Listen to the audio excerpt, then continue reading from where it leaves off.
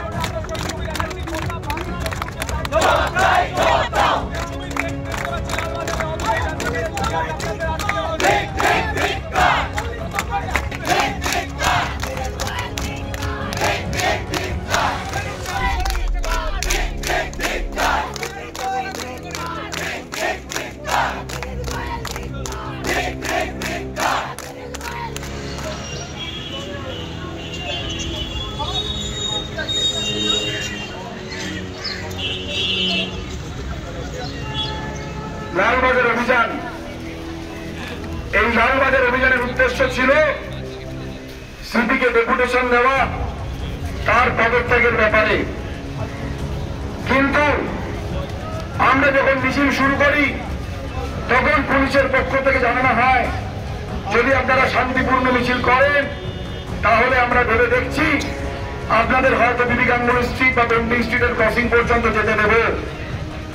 বিগত কিছুদিন ধরে আমরা যতগুলো মিছিল করেছি, যতগুলো কর্মসূচি করেছি, আমরা স্বাস্থ্য ভবন অভিযান করেছি, সেখানে কোন রকম কোন বিশৃঙ্খলার পরিচয় আমরা দিইনি। আমরা নিজেদের দায়িত্বে শান্তি শৃঙ্খলা বজায় রেখে আমাদের অভিযান, আমাদের মিছিল, আমাদের সমস্ত কর্মসূচি করেছি সমস্ত রাজনীতির ঊর্ধ্বে গিয়ে। থেকে শ্যামবাজার, তখন শ্যামবাজার থেকে এখনো পুলিশ কমিশনারেরও দেখা পেলাম না। তো যাই হোক, যতক্ষণ না চলছে আমরা বসে আছি, আমরা বসে থাকবো। সারা রাত দিনে যখন বসে থাকতে পেরেছি, এখন সকাল হয়ে গেছে। আমাদের যারা আন্দোলনকারী তারা স্বভাবতই একটু ফ্রেশ ট্রেশ হয়ে আবার নতুন উদ্যোগে আসছে। এবং আজকে আমাদের যে অবস্থান এটা চলবে, আমাদের যে দাবি সেটা না যতক্ষণ না মানা হচ্ছে ততক্ষণ আমাদের এই অবস্থান চলবে। এবং আমরা মনে করি যে আমাদের এই অবস্থানের জন্যই হয়তো আমরা যা যা দাবি রাখতে পেরেছি, এর আগে আমাদের আন্দোলনের যা যা দাবি ছিল সেটার জোরেই আমরা অনেক কটা ছোট ছোট জয় পেয়েছি। এবং আমরা বিশ্বাস করি যে আমাদের এই অবস্থান, এই শান্তিপূর্ণ অবস্থান, সেটাতেই আমাদের এই দাবি পরিপূর্ণ হবে। এবং সবাইকে জানাচ্ছি যে দিকে দিকে এসে জয় হয়।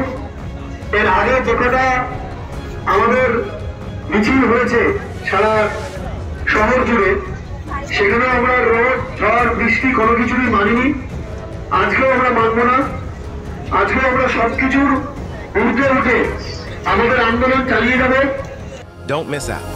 Log on to oneindia.com for more updates.